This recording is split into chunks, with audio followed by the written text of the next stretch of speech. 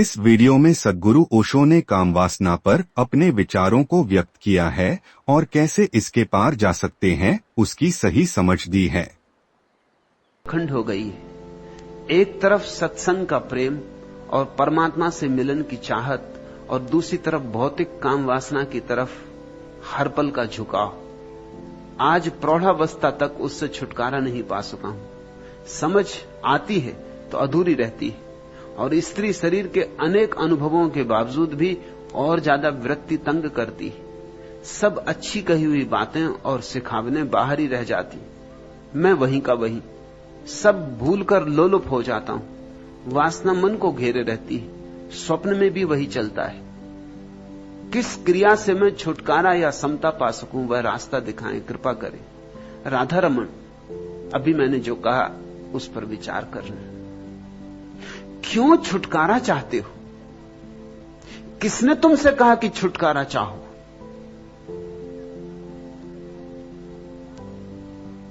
छुटकारा चाहने की चेष्टा में ही उपद्रव हो रहा है। वासना को अंगीकार करो। प्रकृति से मिली है, तुमने कुछ बनाई नहीं। अगर कोई कसूरवार होगा कभी तो परमात्मा कसूरवार होगा, तुम कसूरवार नहीं। इतना मैं तुम्हें आश्वासन देता हूं कि परमात्मा तुमसे यह नहीं पूछेगा कि तुम काम वासना में क्यों जिए, और पूछे तो उसका कॉलर पकड़ के हिला देना और कहना कि दी थी तुमने, मेरा क्या कसूर था? ना बनाते। नहीं, परमात्मा ने कभी किसी से पूछा नहीं। कैसे पूछेगा? तुम अपनी तस्वीर में लाल रंग भरो और फिर तस्वीर पर नाराज हो जाओ कि इसमें लाल रंग क्यों है, तो लोग तुम्हें पागल कहेंगे। तुम्ही ने लाल रंग भरा। अगर कोई कसूरवार है तो परमात्मा कसूरवार होगा, तुम तो कसूरवार नहीं हो। मैं तुम्हें मुक्त करता हूं तुम्हारे कसूर से। तुम ये पाप का भाव छोड़ो। और मजा ये है, और विरोधाभास भी, अगर पाप का तुम भाव छोड़ दो वासना के प्रति तो कभी के मुक्त हो गए होते। प्रौढ़ावस्था तक रुकना ना पड़ता। मेरे देखे वैज्ञानिक हिसाब से 14 वर्ष की उम्र में काम वासना शुरू होती, पकती, और 42 वर्ष की उम्र में अपने आप समाप्त हो जाए, अगर व्यक्ति स्वीकार करके शांति से आनंद पूर्वक जिए। अपने आप समाप्त हो जाए। हर 7 वर्ष में परिवर्तन होते। पहले 7 वर्ष में वासना बिल्कुल ही छिपी होती। 7 वर्ष से 14 वर्ष की उम्र में हल्की हल्की झलकें आनी शुरू होती। समझ में नहीं पड़ता बच्चे की कि क्या हो रहा है, लेकिन हल्की हल्की झलकें आनी शुरू होती। उसमें उत्सुकता जगने लगती। 14 वर्ष की उम्र तक वासना पक जाती, प्रकट होने को तैयार हो जाती।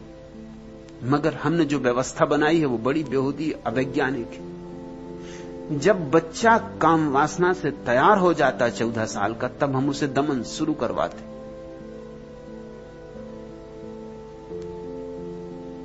विवाह तो होगा 24 साल में कि 25 साल में कि 30 साल में। 14 साल से लेकर और 24 साल तक 10 साल के फासले में वासना का क्या होगा? दबाएगा बच्चा और दबाने से रुग्ण होगा। तो वासना स्वप्न में प्रविष्ट हो जाएगी, या कोई विकृत प्रक्रिया पकड़ लेगा वासना को प्रकट करने की। यह तुम्हें जान लेना चाहिए कि 18 वर्ष की उम्र में वासना सबसे प्रबल वेग लेती है। 17.5 वर्ष की उम्र में ठीक, क्योंकि 14 वर्ष से 21 वर्ष के ठीक मध्य में वासना सर्वाधिक प्रबल होती। उतनी प्रबल फिर कभी नहीं होगी, और उसी वक्त हम दमन करवा रहे हैं। उसी वक्त हम कह रहे हैं कि अभी पढ़ाई में मन लगाओ, उसी वक्त हम कह रहे हैं कि अभी तो राम भजन करो, उसी वक्त हम दमाने का सारा उपाय कर रहे हैं। फिर तुम्हारे बच्चे अगर विकृत हो जाते हैं, और एक दफे विकृति पकड़ ले तो आसानी से नहीं छूटती। ध्यान रखना, जो प्राकृतिक है वो आसानी से उसके पार जाया जा सकता है, जो अप्राकृतिक है उसके पार जाना कठिन हो जाता है। अप्राकृतिक जटिल हो जाता है और अप्रकृति पैदा हो जानी स्वाभाविक है। 1000 तरह की विकृतियां संभव है और सारी मनुष्य जाति विकृति से भर गई। 24 या 25 साल या 26 साल या जैसे जैसे सभ्यता आगे जा रही, उम्र बढ़ती जा रही विवाह की, क्योंकि इतनी शिक्षा पूरी होगी तब विवाह है। 25 साल और 30 साल के बीच में कभी विवाह होगा। अब मजा यह है कि वासना उतार पर हो गई तब विवाह होगा। जब वासना अपने उद्दाम वेग में थी तब विवाह ना हुआ। अब वासना का वेग क्षीण होने लगा। 17.5 वर्ष में सबसे ऊंचा शिखर छूती है वासना। यह मैं वैज्ञानिक शोध की बात कर रहा हूं। और फिर उसके बाद उतार शुरू हो जाता। 5-7 साल में जब उतार हो गया फिर विवाह होगा। अब विवाह में संभोग तो होगा, लेकिन संभोग से तृप्ति नहीं होगी। वह तृप्ति हो सकती थी 17.5 साल की उम्र में, अब नहीं हो सकती। अब वेग ही नहीं है इतना कि तृप्ति हो सके। अब भूख ही इतनी गहरी नहीं है कि तृप्ति हो सके। अब तुम्हारी वासना फुसफुसी हो गई। अब यह फुसफुसी वासना जिंदगी भर पीछा करेगी। तृप्त हो गई होती तो कभी तुम इसके छूट गए होते, कभी के छूट गए होते, मगर तृप्त नहीं हो पाएगी। और हर बार जब वासना में उतरोगे, आनंद तो कोई भी अनुभव नहीं होगा और विषाद अनुभव होगा पीछे कि शक्ति भी खोई, कुछ पाया भी नहीं। ये कैसी पशुता में मैं उतरता हूं तो निंदा और घनी होती जाएगी। जितनी निंदा घनी होगी उतने ही तुम उतरोगे तो जरूर, और अपने को चाहोगे कि न उतरता तो अच्छा था। तुम्हारे भीतर विरोध खड़ा हो जाएगा, द्वंद्व खड़ा हो जाएगा। एक हिस्सा जाएगा और एक हिस्सा खींचेगा। यह ऐसा हुआ जैसे बैलगाड़ी में दोनों तरफ बैल जोत दिए और लगे फटकारने बैलों को दोनों तरफ। बैलगाड़ी के अस्थिपंजर उखड़ जाएंगे। वही तुम्हारी दशा हो गई, वही सारी मनुष्यता की दशा हो गई। तृप्ति से मुक्ति संभव है, अतृप्ति से कभी कोई मुक्त नहीं होता। अब रोज रोज तुम्हारी वासना क्षीण होती जाएगी और रोज रोज तुम्हारा विषाद घना होता जाएगा। अब 42 वर्ष में तो क्या, 82 वर्ष में भी छुटकारा संभव नहीं। अब तो तुम मरते दम तक वासना में ही दबे दबे मरोगे। और तब तुम्हें पंडितों, पुरोहितों, साधु संतों की बातें बिल्कुल ठीक मालूम होंगी। ये समझने की कोशिश करो, क्योंकि वो कहते हैं कि वासना सिर्फ दुख है, और तुम्हारा अनुभव भी कहेगा कि हां दुख है। अब ये बड़ा अद्भुत तर्क हो गया। उन्हीं ने ऐसा जाल रचा कि वासना दुख हो जाए, और तुम्हारा भी अनुभव अब यही कहेगा कि वासना दुख है। तो संत ठीक ही कहते, इसलिए मेरे जैसे लोगों की बात तुम्हारी समझ में ना पड़ेगी, क्योंकि तुम्हारा अनुभव मेरे विपरीत है। मैं कहता हूं वासना परम आनंद है, मगर तुम राजी नहीं हो सकते। तुम कहोगे किससे कह रहे हैं आप? और लोग समझते हैं कि उन्होंने बच्चे पैदा कर लिए, इसलिए उन्होंने वासना को जाना है। बच्चे पैदा करने के लिए वासना जानने की कोई जरूरत नहीं। बच्चे पैदा करना तो इतना सरल काम है, गधे घोड़े भी कर रहे हैं, इसलिए कोई जानकारी या होश की जरूरत नहीं है। बच्चे पैदा करना तो इतना सरल काम है जैसे बटन दबा के बिजली जला देना। लेकिन क्या तुम समझते हो कि बटन दबा के बिजली जला ली तो तुम समझ गए कि बिजली क्या है?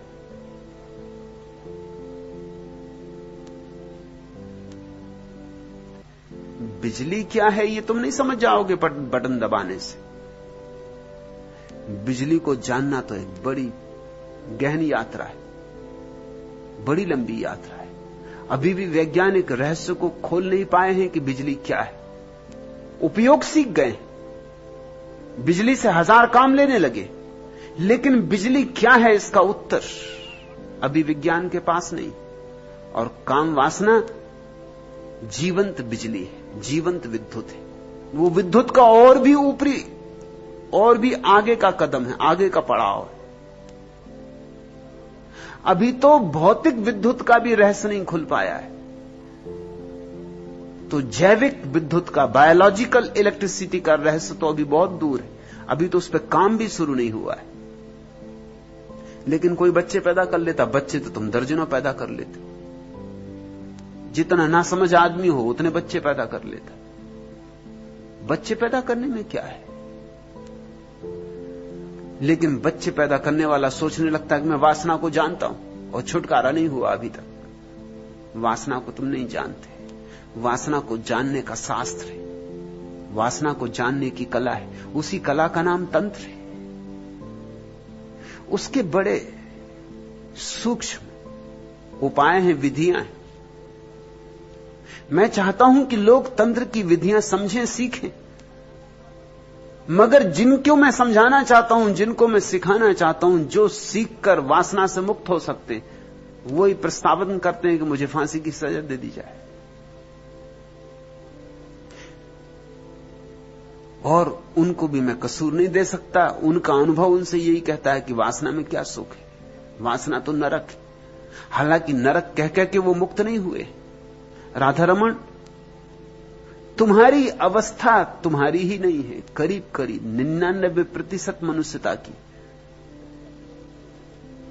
और जैसे तुम कहते हो कि मैं हृदय की वेदना व्यक्त करना चाहता हूं, जो कि मैंने आज तक किसी से व्यक्त नहीं की, ऐसे ही और भी लोग हैं जो किसी से व्यक्त नहीं कर रहे हैं। करें भी क्या? अपना रोना क्या रोना, और अपना रोना रोएंगे तो लोग हंसेंगे। मजा यह है, अगर तुम किसी से कहोगे कि मैं प्रौढ़ हो गया और वासना से मुक्त नहीं हुआ, तो वो कहेगा अरे अभी तक वासना से मुक्त नहीं हुए। वो ऐसा दिखाएगा जैसे वो तो मुक्त हो गया है। वो ये मौका नहीं छोड़ सकता कि अपने को तुमसे ऊपर रख ले, और तुम्हें ऐसा दीन कर देगा, ऐसा हीन कर देगा कि कहने से सार क्या है। तुम जाके किसी साधु सन्यासी को कहोगे कि मैं भी वासना से मुक्त नहीं हुआ, तो वो कहेगा पशु हो तुम, नारकी हो तुम, कीड़े हो तुम। वो तुम्हें गालियां देगा। तो कहने में सार क्या है? छुपाए रहो अपने दर्द को, छुपाए छुपाए मर जाओ। तुम तो ईमानदार आदमी हो कि तुमने ये निवेदन कर दिया, लेकिन 99% आदमियों की यही अवस्था है। कहते नहीं किसी से, कहना क्या है? कौन समझेगा? लोग हंसेंगे, उल्टे लोग उल्टे अपमान करेंगे। तुम्हारी प्रतिष्ठा होगी कुछ तो वो भी गिर जाएगी। यहां तो प्रतिष्ठा उनकी है जो दावेदार है। दावा झूठा हो कि सच, इससे कोई सवाल नहीं। दावा ऐसा हो कि कोई उसमें भूल चूक न पकड़ पाए, बस। वासना है भीतर तो रहने दो, बाहर तो ज्ञान की चर्चा करो, वेद की ऋचाएं उद्धृत करो, बाहर तो ब्रह्मचर्य की चर्चा करो। मैं तुम्हारे साधु सन्यासियों को जानता हूं, क्योंकि वो भी जब मेरे पास आते हैं तो उनकी भी पीड़ा यही है। तुम ये मत सोचना कि तुम ग्रस्त हो इसलिए तुम्हारी पीड़ा नहीं मिटी। तुम्हारे साधु सन्यासियों की पीड़ा तुमसे भी ज्यादा है, क्योंकि तुम्हें तो कुछ सुविधा थी, मिट भी जाती, उन्हें तो वह भी सुविधा नहीं। वे तो बिल्कुल जले जा रहे हैं, आंख से भरे। अगर तुम्हारे साधु सन्यासियों की खोपड़ी खोली जाए, छोटी छोटी खिड़की बनाई जाए खोपड़ी में, और उनकी जांच की जाए, तो तुम चकित होगे कि तुम जितना नारकी दृश्य वहां देखोगे, तुम्हें कहीं भी दिखाई ना पड़ेगा। तुम खुद भी प्रयोग करके देख सकते हो। रोज तुम भोजन कर लेते हो, फिर तुम भोजन के सपने तो नहीं देखते। एक दिन उपवास करो, उस रात भोजन का सपना देखोगे। 2-4 दिन का उपवास करो, भोजन ही भोजन की सोचोगे। और सब सोच विचार खो जाएगा। मैं तुमसे कहता हूं राधा रमन, काम वासना का विचार भी खो जाएगा। एक 5-7 दिन उपवास करो, भोजन ही भोजन दिखाई पड़ने लगेगा। रास्ते पे निकलोगे तो स्त्रियां दिखाई नहीं पड़ेंगी, होटलें दिखाई पड़ेंगी। होटलों के अक्षर बिल्कुल साफ साफ दिखाई पड़ेंगे, बोर्ड बिल्कुल पढ़ोगे, बार बार पढ़ोगे। रास्ते पे निकलोगे तो और कुछ नहीं, ये भजिए की गंध, ये पकौड़ों की गंध। राह तुम्हें एकदम गंधों से भरी मालूम होगी, भोजन की एक से एक गंध। इसी रास्ते से जिंदगी भर गुजरे थे, ये गंधें तुम्हें कभी मालूम ना पड़ी थी, क्योंकि पेट भरा था, तृप्त थे तुम। अभी तुम रास्ते से गुजरते हो, स्त्रियां ही स्त्रियां दिखाई पड़ती। तुम्हारे भीतर वासना दबी पड़ी है। तुमने अच्छा किया कि कहा, निवेदन किया, रास्ता बन सकता है, लेकिन रास्ते को बनाने के लिए कुछ बड़ी महत्वपूर्ण बातें समझनी होगी। तुमने कहा मेरे मन की हालत खंड खंड हो गई, तुमने की है हालत खंड खंड, हो नहीं गई। तुम जिम्मेवार हो, दोष किसी और पर डाला नहीं जा सकता, अंततः तो जिम्मेवारी अपनी। पंडित पुरोहितों को भी दोष टालने से कोई प्रयोजन नहीं, क्योंकि उनकी तुमने मानी, ये तो जिम्मेवारी तुम्हारी। न मानते, मैंने नहीं मानी, मेरे पास अनंत सन्यासी इकट्ठे हो रहे हैं, इन्होंने नहीं मानी, तुम भी न मानते, लेकिन अभी भी तुम उनकी ही मान रहे हो। यह प्रश्न भी उनकी ही मान्यता से पैदा हुआ है, यह अड़चन भी उन्होंने दी, यह प्रश्न भी उसी से पैदा हुआ है। तुम कह रहे हो एक तरफ सत्संग का प्रेम और परमात्मा से मिलन की चाहत, और दूसरी तरफ भौतिक काम वासना की तरफ हल पल झुकाव। ये दोनों अलग बातें नहीं हैं। जिन्होंने तुमसे कहा अलग हैं, उन्होंने तुम्हें गलत समझाया। ये दोनों बिल्कुल एक सी बातें हैं। जिस चाहत से तुमने किसी स्त्री को चाहा है, वही चाहत तो नए पंख लगा के परमात्मा को चाहेगी, विपरीत नहीं। जिस वासना के कारण तुम्हें किसी स्त्री के चेहरे में सौंदर्य दिखाई पड़ा था, उसी के कारण तो तुम्हें किसी कमल में सौंदर्य दिखाई पड़ेगा। चाहत तो वही है।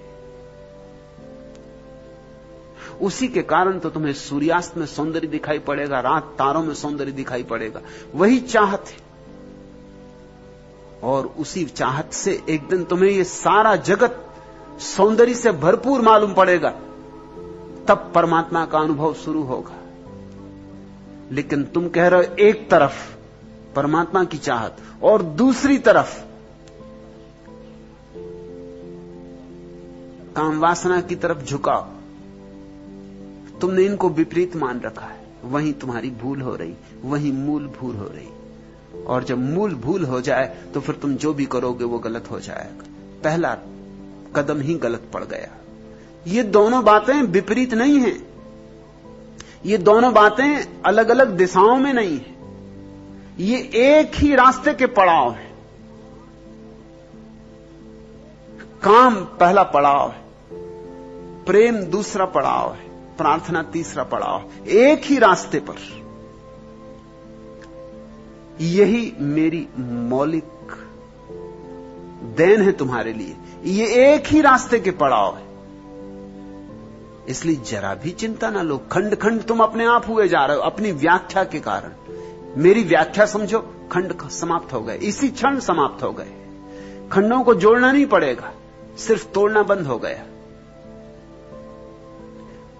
वही तो सौंदर्य को चाहता है जो परमात्मा को चाहेगा। वही चाहत, वही प्रेम। माना कि स्त्री में बड़ा स्थूल सौंदर्य है, पुरुष में बड़ा स्थूल सौंदर्य है, और परमात्मा में एक सूक्ष्म सौंदर्य है, सूक्ष्माति सूक्ष्म। लेकिन सौंदर्य तो सौंदर्य है। हीरा जब पहली दफा खोजा जाता है खदान से तो पत्थर जैसा लगता है, सिर्फ जौहरी देख पाते। और मैं तुमसे कहता हूं कि जिसे तुम कामवासना कह रहे हो वो हीरा है। मैं जौहरी की तरह तुमसे कह रहा हूं कि वह हीरा है। उसे काटना होगा, निखारना होगा, उसे साफ सुथरा करना होगा, तब कहीं तुम पहचान पाओगे कि यह हीरा है। तुम्हें पता है, जब पहली दफा कोहिनूर हीरा मिला तो जिस आदमी को मिला उसके घर महीनों बच्चे उससे खेलते रहे, क्योंकि समझा कि पत्थर है, कोहिनूर हीरा। और कोहिनूर हीरे के साथ बड़ी प्यारी कहानी जुड़ी। गोलकुंडा में मिला था। जिस आदमी को मिला था वो एक गरीब किसान था। छोटा सा एक खेत था और खेत में से बहती हुई एक छोटा सा झरना था।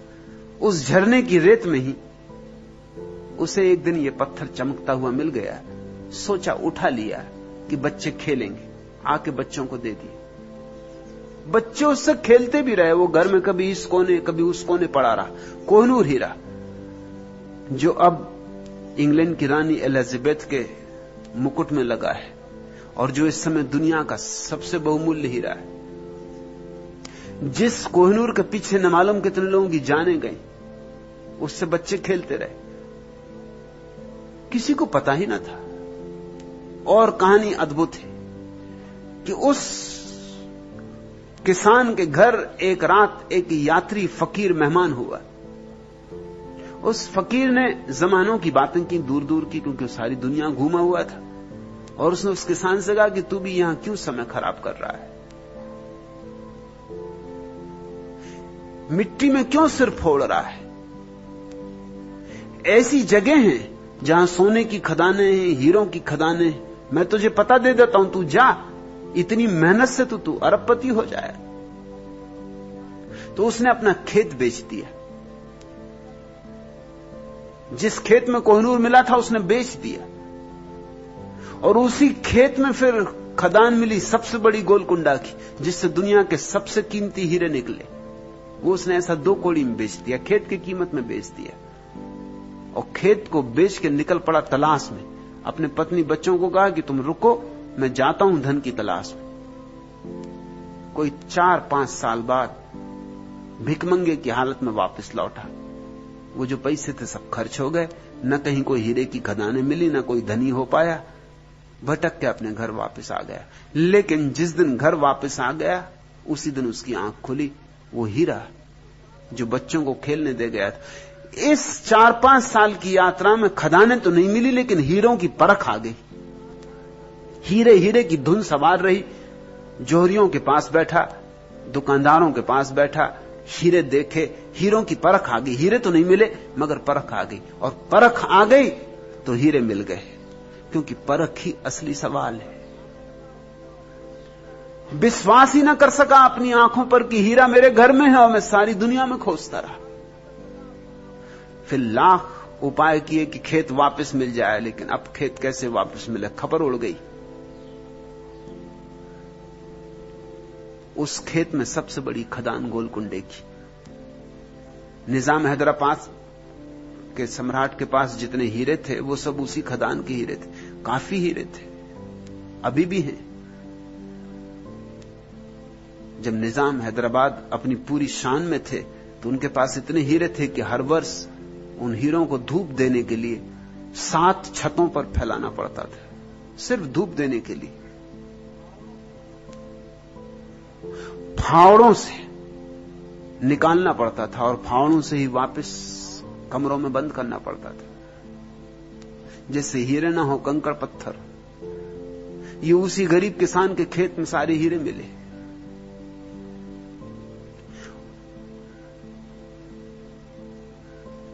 तुम्हारी दशा भी उसी गरीब किसान जैसी है। वो जो तुम्हारे खेत में छोटा सा झरना बहता है काम वासना का, वहीं हीरों की खदान है। परख चाहिए। पहली बात स्मरण रखो, काम वासना परमात्मा की ही तलाश है, और इसलिए काम वासना में तुम सदा पाओगे कुछ कमी रह गई, कुछ कमी रह गई, क्योंकि तलाश परमात्मा की है। देह से कैसे राजी होगे? अदेही प्रेम चाहिए, अदेही सौंदर्य चाहिए, मगर देह की सीढ़ी बनानी होगी। तुम कहते हो एक तरफ सत्संग का प्रेम और परमात्मा से मिलन की चाहत, और दूसरी तरफ भौतिक काम वासना की तरफ हल पल झुकाओ। इनको दो तरफ मत रखो, इन्हें एक साथ रखो। ये एक ही यात्रा के पड़ाव है। आज प्रौढ़ावस्था तक उससे छुटकारा नहीं पा सका हूं, इसी गलत विवेचन के कारण छुटकारा नहीं मिला। जरा सा गलत विवेचन हो जाए, इंच भर की गलत भूल हो जाए कि हजारों मील का फासला हो जाता है सत्य से। लेकिन तुम सोच रहे होगे कि छुटकारा इसलिए नहीं मिला कि मैंने पूरी कोशिश नहीं की। छुटकारा इसलिए नहीं मिला कि तुमने पूरी कोशिश की। तुमने खूब लड़ाई की अपने से, मगर लड़ाई से छुटकारा नहीं मिलता। बोध से, ध्यान से छुटकारा मिलता है।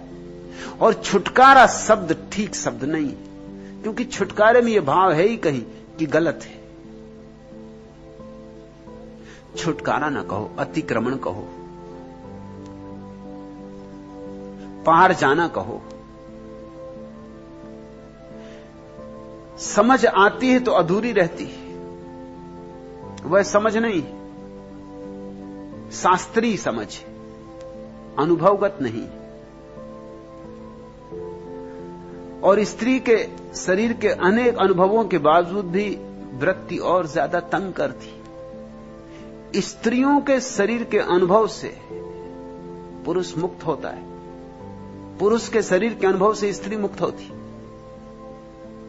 सभी अनुभव मुक्तिदायी है, मगर अनुभव पूरा नहीं हो पाता, क्योंकि तुम भीतर लड़ रहे हो। तुम जब स्त्री को आलिंगन भी कर रहे हो, तब भी तुम सोच रहे हो कि अरे पापी, ये क्या कर रहा है, अरे नारकी, ये क्या कर रहा है, सड़ेगा नरक में। वो तुम्हारे संत भीतर से उपदेश दे रहे हैं, वो बीच में खड़े, वो डंडा लिए बीच में ही खड़े रहते, वो तुम्हें मिलने नहीं देते। तुम भीतर निंदा कर रहे हो, कोस रहे हो अपने को। ऐसे कहीं समझ पैदा होगी, अधूरी अधूरी होगी। और अधूरी समझ समझ नहीं है। समझ या तो पूरी होती है या नहीं होती, या तो ना समझ या समझ। इन दोनों के बीच में कोई पड़ाव नहीं। तुम समझ को बांट नहीं सकते। तुम ये नहीं कह सकते कि अभी आधी समझ। आधी समझ का क्या मतलब होगा? समझ काटी नहीं जा सकती खंडों में, समझ अखंड है। लेकिन मैं जानता हूं तुम्हारी अड़चन क्या है, क्योंकि वही तो अड़चन सारी मनुष्यता की है। जब स्त्री के पास होते हो, तब तुम्हारे सारे संत महंत भीतर स्त्री के विपरीत बोलने लगते हैं कि स्त्री नरक का द्वार है। ढोल गमार शूद्र पशु नारी, ये सब ताड़न के अधिकारी बोलने लगे तुम्हारे सारे संत महंत। और जब स्त्री से दूर होते हो, तब तड़फती है तुम्हारी वासना, तुम्हारी दुविधा। मैं जानता हूं, ना घर के ना घाट के। घाट पे होते हो तब घर की याद आती, जब घर होते हो तब घाट की याद आती। धोबी के गधे जैसी तुम्हारी अवस्था हो गई। और ये ऐसा है, जो चीज मिल जाती है उसमें पूरा रस नहीं ले पाते, और जो नहीं मिलती वो मिलनी चाहिए, इसकी वासना सताती। जब अभाव रहता है तब मांग, और जब मिलती है कोई चीज तब उसे पूरा जी नहीं पाते। इसलिए सब बटा बटा रह गया है। सब अच्छी कही हुई बातें और सिखावने बाहर ही रह जाती, रह ही जाएंगी, क्योंकि अच्छी बातें अगर बाहर से आती हैं तो बाहर ही रह जाएंगी। सिखावने अगर औरों की हैं तो उधार हैं, बाहर ही रह जाएंगी। असली बात तो भीतर से आती है, जन्मती है भीतर। तुम्हारी बातें अच्छी तुम्हारी नहीं, किन्हीं औरों की। तुमने उनको गोद ले लिया है, जैसे गोद ले लेते ना लोग। अब किसी ने किसी का बच्चा गोद ले लिया, गोद लेके वो मां हो गई, गोद लेके तुम पिता हो गए। मगर क्या तुम समझते हो कि गोद लिया बच्चा सच में किसी को मां बना सकता है? क्योंकि मां बनने की अनिवार्य प्रक्रिया तो हुई ही नहीं। वो 9 महीने का गर्भ, वो 9 महीने की तकलीफें, वो 9 महीने का बोझ, वो उल्टियां, भोजन का पचना नहीं, रात नींद का ना आना, वो 9 महीने की पीड़ा कौन झेलेगा? मां बनना कोई मुफ्त में तो नहीं होता, उसके लिए कीमत चुकानी होती। और जिस दिन बच्चा पैदा होता है उस दिन की पीड़ा, असह पीड़ा। गोद लेके तो तुमने बड़ी होशियारी कर ली, सब झंझट से ही बच गए। लेकिन ध्यान रखना, जिस दिन बच्चा पैदा होता है उसके पैदा होने में ही दूसरी तरफ मां पैदा होती, बच्चा अकेले पैदा नहीं होता। जब तक बच्चा नहीं था तब तक वह स्त्री स्त्री थी, मां नहीं थी। जिस दिन बच्चा पैदा हुआ उस दिन स्त्री में कुछ नया अंग जुड़ा, मां बनी। तो 2 पैदा हुए उस दिन, एक तरफ बच्चा पैदा हुआ, एक तरफ मां पैदा हुई। फिर बच्चे का पालना, फिर बच्चे की सारी तकलीफें, फिर रात रात जागना, फिर रात में 10 बार जागना, फिर बच्चे को दूध देना, अपने प्राणों से बच्चे को जोड़े रखना, फिर बच्चे की सब तरह तीमार, सब तरह फिक्र, वो सारा दान, वो सारा प्रेम, वो सारी करुणा, उस सबसे मिलके मां बनती है। तुमने होशियारी की, तुमने गणित का काम किया, तुम सारी झंझट से बच गए। तुमने परख नली का शिशु ले लिया कि तुम गए हो किसी और का बच्चा उधार ले लिया। ठीक ऐसी ही घटना ज्ञान के संबंध में भी घटती। असली ज्ञान के लिए तो तुम्हें भीतर बहुत सी पीड़ाएं झेलनी पड़ती, बहुत सी तपस्याएं झेलनी पड़ती, बहुत से अनुभवों से गुजरना पड़ता, निखरना पड़ता, बहुत सी आग झेलनी पड़ती। ज्ञान भीतर पैदा होता है, जैसे गर्भ, ऐसे ज्ञान भीतर पैदा होता है। ऐसा ज्ञान मुक्त करता है। ऐसे ज्ञान से तुम सच में ज्ञानी होते हो। एक तरफ ज्ञान जन्मता है, दूसरी तरफ ज्ञानी जन्मता है। लेकिन तुमने उधार ले लिया है ज्ञान। अच्छी सिखावने कहां से लाए हो? किताबों में पढ़ ली। और हो सकता है जिन्होंने किताबों में लिखी उन्होंने और किताबों में पढ़ ली होंगी। उधारी पर उधारी चल रही है। धर्म नगद होता है, उधार धर्म धर्म नहीं होता। इसलिए तुम्हारी अड़चन है राधा रमन। तुम कहते सब अच्छी कही बातें और सिखावने बाहर ही रह जाती, रह ही जाएंगी। बाहर की हैं, बाहर ही रह जाएंगी, भीतर जा भी कैसे सकती? गोद लिया बच्चा गर्भ में जाएगा कैसे? गर्भ से आया हुआ बच्चा एक बात है, लेकिन अब तुम गोद लिए बच्चे को गर्भ में कैसे ले जाओ? वह तो बाहर ही रहेगा। और बच्चे को चाहे पता चले न चले, तुम्हें तो सदा पता रहेगा कि अपना नहीं। तुम्हें तो कैसे भूलेगी ये बात कि अपना नहीं? इसे भुलाने का कोई उपाय नहीं। तुम्हारे बीच और बच्चे के बीच एक फासला बना ही रहेगा। संबंध औपचारिक रहेगा, संबंध आत्मिक नहीं हो सकता। इसलिए मैं तुमसे कहता हूं, ज्ञान की चिंता ना करो, ध्यान की चिंता करो। ध्यान के गर्भ में ज्ञान का बच्चा जन्मता है, वो तुम्हारे भीतर जन्मेगा। और जब भीतर जन्मेगा तभी भीतर हो सकता है। कहते हो बाहर की सारी सिखावनें बाहर रह जाती हैं और मैं वही का वही, वही के वही रहोगे, मगर ईमानदार आदमी हो, सच्ची बात कह रहे हो। लोग कहते ही नहीं ये बात, और सच्ची बात कही है तो रास्ता खुल जाएगा। अब कुछ हो सकता है। बाहर की बातें बाहर ही रहेंगी, तुम वही के वही रहोगे। तुम्हारे भीतर क्रांति तो तब पैदा होगी जब भीतर का दिया जलेगा। मैं तुमसे कहता हूं, भीतर का दिया जल सकता है, कोई कारण नहीं है। बुद्ध का जला, महावीर का जला, यारी का जला, तुम्हारा जल सकता है। हर एक व्यक्ति भीतर के दिए को लेकर पैदा हुआ है, लेकिन जलाने की प्रक्रियाएं सीखनी होगी, सत्संग करना होगा, साहस करना होगा, किसी जीवंत बुद्ध के साथ चलने का, संन्यास्त होना होगा, शिष्य बनना होगा। और ध्यान रखना, असली गुरु ज्ञान नहीं सिखाता, असली गुरु ध्यान सिखाता है और ज्ञान तुम्हारे भीतर पैदा होता है। नकली गुरु ज्ञान सिखाता है और तब सब बातें बाहर की बाहर रह जाती। मैं वही का वही तुम कहते, सब भूलकर लोलुप हो जाता हूं, वासना मन को घेरे रहती, स्वप्न में भी वही चलता है। किस क्रिया से छुटकारा या समता पा सकूं? छुटकारा तो नहीं, छुटकारे की तो भाषा छोड़ दो। अतिक्रमण, समता भी नहीं, अतिक्रमण।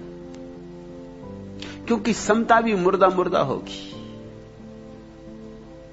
किसी भांति शांत हो जाए ये आग वासना की। मगर ये आग बड़ी कीमती है, शांति से करना नहीं है। इसी आग के सहारे तो परमात्मा की अग्नि जलानी, इसी चिंगारी से तो पूरे जंगल में आग लगेगी।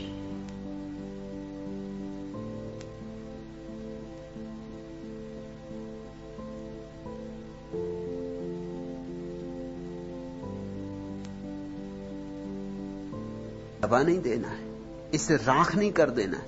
इसी चिंगारी में तो तुम्हारा भविष्य आशा है। इसलिए छुटकारा नहीं, समता नहीं, अतिक्रमण। और अतिक्रमण का उपाय है वासना में ध्यानपूर्वक जाओ, समग्र रूपेण जाओ। और अभी भी देर नहीं हो गई है। ऐसे तो देर हो गई, मगर अब जो हुआ हुआ, अभी भी देर नहीं हो गई। और सुबह का भूला सांझ भी घर आ जाए तो भूला नहीं कहलाता। अगर मरते मरते क्षण तक भी वासना का अतिक्रमण हो गया तो समझना कि घर आ गए। यह हो सकता है। भूले भटके तुम ठीक जगह आ गए हो जहां यह हो सकता है। लेकिन साहस तो करना होगा, सस्ते में नहीं होगा।